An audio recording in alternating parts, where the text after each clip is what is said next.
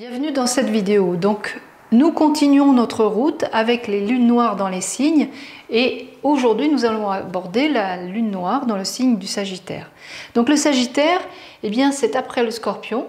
Le Scorpion dans lequel nous avons vu que voilà, on était confronté aux difficultés psychiques intérieures, à l'adversité, aux ombres que nous devions transformer. Et puis après cette bataille, eh bien il faut trouver un sens parce que dans cette crise-là, eh bien, en général, on ne trouve pas de lumière, on ne trouve pas d'issue. Le Sagittaire, juste après la crise, va nous dire « c'est par là ».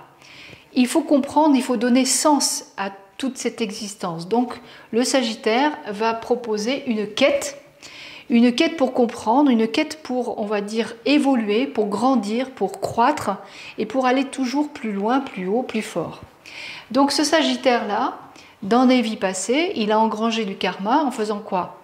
En disant « j'ai la vérité, j'ai trouvé le sens, je sais par où il faut aller » et notamment ce sont des faiseurs de religion ou des gourous qui ont su, on va dire, haranguer des groupes pour voilà, aller ensemble dans une même direction et en toute bonne foi évidemment pour dire « eh bien voilà, si nous nous réunissons autour d'une perspective, d'une vision et que nous nous rassemblons ensemble, nous allons être plus forts. » Et donc il y a cet engouement pour rassembler, sauf que bien voilà, on a utilisé incorrectement cette énergie de rassembleur, on va dire, pour dire, ben voilà, entre je pense que c'est par là et je sais que c'est par là, et j'impose, on pourrait dire, un mouvement, et bien à ce moment-là, il y a une différence et on va accumuler des expériences négatives.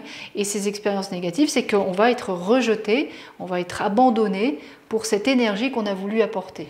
Donc voilà, c'est un grand gourou qui a chuté, qui a été rejeté par les siens, alors qu'il pensait détenir la vérité, il pensait détenir la bonne on va dire, vision du monde en fait, et il s'est fait rejeter pour ça. Donc il a dit plus jamais je n'utilise cette énergie-là pour dire je sais, pour dire je vais dans cette direction, pour avoir foi. C'est un être de foi, vraiment fondamentalement.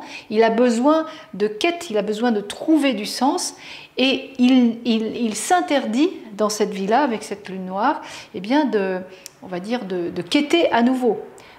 Parce que c'est dangereux, on peut se faire rejeter pour ça, on peut se faire rejeter pour avoir, on va dire, dit je sais du haut de sa chair et je vous enseigne quelque chose.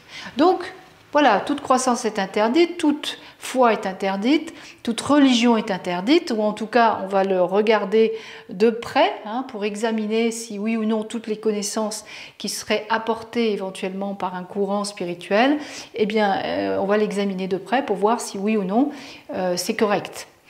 Et comme c'est interdit à cet endroit-là, eh bien on va se réfugier dans le Gémeaux. Que dit le Gémeaux? Le Gémeaux dit, eh bien il y a des multitudes de points de vue en fait. Le Gémeaux, il est sur un mouvement horizontal de recherche, d'expansion, mais au niveau horizontal, c'est-à-dire qu'il n'y a rien de plus haut qu'un autre en fait. Les Gémeaux, c'est vraiment le signe de la fraternité, c'est-à-dire tu es comme moi. Et même si tu n'es pas comme moi, je me mets à ton niveau pour être comme toi en fait. Donc il y a une nécessité là, avec le Gémeaux, d'élargir ses points de vue, à l'inverse du Sagittaire qui a, on va dire, focalisé, qui s'est engagé dans une seule direction. C'est sa force d'ailleurs. Le Sagittaire, c'est le centaure. Donc le centaure, il y a une puissance animale, et puis il y a un corps humain qui guide cette animalité, c'est-à-dire cette force de l'animalité qui nous constitue aussi en fait, et qui dit, ben voilà, c'est par là. Donc avec le Gémeaux, on dit, ben on ne sait pas si c'est par là, peut-être, pourquoi pas par là. Donc il y a une sorte de vision large, horizontale, et une forme de volonté d'exploration. Donc on explore à tous les niveaux, on va découvrir les uns et les autres, les points de vue les plus diverses et variés, et on va s'interdire en fait de dire je sais maintenant c'est cette direction. Mais au fond, tapis évidemment cette quête de l'absolu, cette quête de la foi, parce qu'il y a quand même une vérité dans ce monde, et donc tapis en moi cette, on va dire, cette conviction, cette cette foi que oui, il y a un sens à tout ça. Bon sang, il faut le trouver, ce sens. Hein, c'est bien d'explorer tout azimut, on va dire. Hein. Il y a une grande curiosité avec le Gémeaux. Mais au fond, tout ça, pourquoi? On va où avec ça? Hein? Donc il y a vraiment la nécessité de retrouver le sens, la quête de sens pour croître en conscience. Hein? Et donc, ici, on va être accepté, on va être reconnu pour sa grande adaptabilité, pour son écoute, pour ses partages, pour sa grande connaissance. Mais vous voyez, une connaissance, plutôt un savoir que l'on transmet par-ci, par-là. On est très curieux et puis voilà, ça circule en fait. Hein. Donc, ici, on est reconnu pour cette adaptabilité et ce partage. Hein, cette grande finalement souplesse d'esprit, on va dire, alors que là on est plutôt dans une sorte d'esprit dogmatique, on va dire. Et voilà, et donc il va falloir faire, on va dire, la synthèse de tout ça, retrouver peu à peu, eh bien, qu'est-ce qui nous guide au fond. J'ai envie de transmettre des connaissances à tout le monde, on va dire, mais d'une manière juste et adaptée, et au fond rester toujours ouvert sur des points de vue qui vont enrichir toujours ma vision. Et puis nous avons, tout comme d'habitude, le point de soumission. Cette fois-ci, c'est un point de soumission en poisson. Donc le poisson, qu'est-ce qu'il dit? Ben, le poisson, il n'a pas de direction particulière. Hein, il accueille le monde tel qu'il est. Il l'aime, il l'embrasse tel qu'il est. Donc ici, en point de soumission, justement pour masquer, pour rédempter cette direction, ce dogmatisme un peu qu'il y a eu dans les vies passées, eh bien on va élargir notre point de vue et on va dire bah, finalement, qu'est-ce qui est important? Eh bien c'est l'amour en fait, c'est la compassion, c'est l'accueil inconditionnel des uns et des autres, quelle que soit leur orientation d'esprit, leur vision du monde, leur croyance, qu'importe, eh bien le but là-dedans, c'est vraiment d'aimer. Hein, donc on va quitter notre quête pour se mettre au service, dans le sens de cet amour inconditionnel, eh bien on va finir par aimer, en tout cas on va s'imposer d'aimer. On ne va pas mettre, on va dire, des barrières ou des contours précis de, eh bien ça a de la valeur, ça n'en a pas. Non, eh bien on s'impose, on va dire, d'aimer tout le monde. Hein. Et donc là, on s'éloigne évidemment de notre quête, et puis au bout d'un moment, on va ras-le-bol. Ras-le-bol de faire ce grand geste-là d'amour, et puis finalement, on me reproche que j'en fais trop, que je porte les uns et les autres, que je sauve tous les chats écrasés que je rencontre. Eh bien, stop, hein, ras-le-bol, parce que j'ai même pas de merci, j'ai même pas de reconnaissance à cet endroit-là. C'est l'effet du point de soumission. Ici, on n'est pas reconnu. On fait beaucoup d'efforts pour les autres, et puis les autres trouvent ça tout à fait normal. Et même nous disent, mais je t'ai rien demandé. D'accord ? Donc quand on en a ras-le-bol d'être investi dans ce point de soumission, eh bien on va se réfugier dans le point d'affirmation qui là pour le coup eh bien, n'est pas du tout dans une acceptation et dans des bras grands ouverts. Au contraire, là vraiment on va prendre de la distance, on va devenir un peu froid, critique, et on va tac tac tac classer les choses, mettre à distance, hein, pour dire bah, ça c'est pas bien, ça ne me convient pas, et sortir là pour le coup notre critique, qui va être évidemment teintée de quoi? Hein, de ça, c'est-à-dire qu'on sait pour l'autre, on sait et on a raison en fait. Donc ici, le point d'affirmation, on va l'utiliser pour affirmer d'autant plus fort hein, notre point de vue en fait.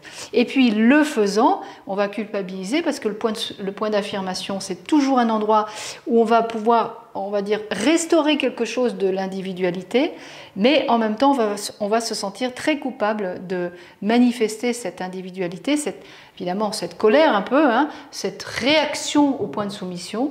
Et bah, là, en fait, qu'est-ce qui se cache derrière? C'est justement... Voilà, j'ai raison en fait, hein, je sais, c'est comme ça, et puis point en fait. Donc on va le dire sur un mode un peu sec, un peu serré, un peu, voilà, on va dire précis, hein, les mots là vont être très précis, mais du coup on va voilà, vite tomber dans la culpabilité, et à nouveau, hop, on retourne dans ce système. L'idée là, quand je parle de système de défense voilà, et de survie, c'est pas tant de, on va dire, de focaliser et puis de dire ah là là, il faut pas que je fasse ça et ça.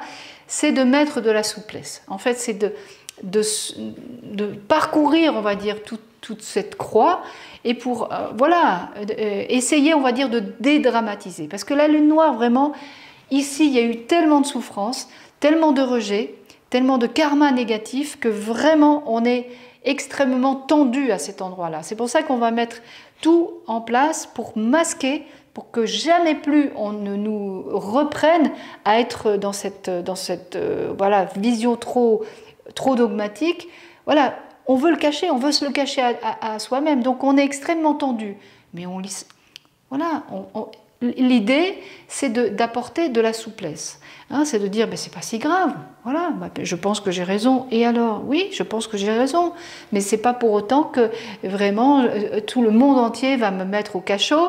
Hein, non, c'est simplement que, ben oui, peut-être que je dois mettre de la souplesse, peut-être qu'effectivement, je dois m'élargir au niveau de la perspective, que finalement, c'est pas tant ce que je pense qui est important, mais c'est peut-être aussi finalement accueillir les uns et les autres, de les écouter tels qu'ils sont. Hein, et puis de cultiver la précision, peut-être que j'ai tort finalement, peut-être que là si je vérifie dans les détails avec la Vierge, ben, je vais m'apercevoir qu'en fait voilà, je suis campée sur une idée, mais finalement est-ce que je l'ai vérifié, est-ce que sur le terrain ça marche? Bon, il n'y a pas de...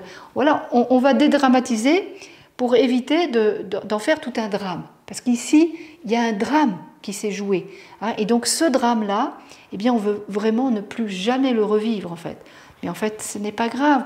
Si on commence à mettre de la souplesse, à se permettre de réinvestir ce qui vraiment nous tient à cœur, eh bien, on va faire des erreurs. Et alors, c'est pas grave. Hein. On va simplement, on va dire, réexpérimenter avec nouvellement on va dire, un niveau de conscience aujourd'hui qui nous permet de relativiser, de dire, bah oui, ça, c'est pas correct. Ok, ben je vais le rectifier. Hein, on ne va pas se morfondre de ça, on ne va pas avoir honte, on ne va pas avoir peur, non.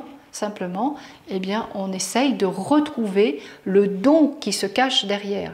Donc le don qui se cache derrière, c'est justement des êtres qui ont une foi incroyable, hein, qui ont une espèce d'enthousiasme et qui rameutent toutes les troupes en disant « Voilà, j'ai un projet, super, c'est génial, voilà, on y va ». Bon, mais si ça ne marche pas, et puis s'il y a les uns et les autres qui veulent apporter leur point de vue, super. Eh bien là, on élargit, voyez. Donc, on va retrouver notre don progressivement parce que, eh bien, on se détend, hein, tout simplement. Il y a pas... C'est l'ego qui veut, on va dire, se protéger et se rendre parfait. Mais nous ne sommes pas parfaits, on est loin d'être parfaits. On a tous nos ombres, nos zones d'ombre. On l'avait vu avec le scorpion en particulier. Voilà, cette lune noire scorpion veut être vraiment sensible à transformer ses ombres, mais tout le monde devrait faire ce travail. Donc je vous recommande, voilà, c'est un conseil pour chaque lune noire, c'est de se détendre et d'élargir nos points de vue pour dire et réexpérimenter les choses autrement et puis essayer d'éviter de préserver l'ego et donc au profit de l'être qui veut, on va dire, s'exprimer à travers ce don qui nous tient vraiment à cœur. Donc pour cette lune noire, nous allons regarder, comme d'habitude, les planètes qui se trouvent derrière. Sur la lune noire elle-même, nous avons le Jupiter. Jupiter, c'est la planète qui nous permet de nous expandre, hein, de prendre place. C'est la planète, on va dire, qui permet la croissance et l'expansion. Okay. Ici, nous avons Mercure. Avec Mercure, eh bien, c'est Hermès, hein, c'est vraiment le messager des dieux qui va essayer de chercher des informations, qui va relayer des informations. Hein, c'était le petit fripon aussi, hein, Hermès. Donc ici, on a finalement l'axe d'une quête de connaissances en fait. Hein. C'est-à-dire qu'on relie tous les savoirs que nous allons glaner à droite et à gauche pour en chercher le sens, pour en chercher les lois qui se trouvent derrière. Hein, donc là, on est sur un karma de connaissances. Et ce qui va accompagner cet axe-là, eh bien, c'est celui-ci où nous allons trouver, pareil, Mercure d'un côté et Jupiter de l'autre, et plus Neptune. Voilà, donc c'est intéressant, hein, vous avez vu, il y a donc pareil, Mercure, c'est pas le même Mercure, hein, les deux. Ici, c'est un Mercure qui explore, qui échange, qui communique.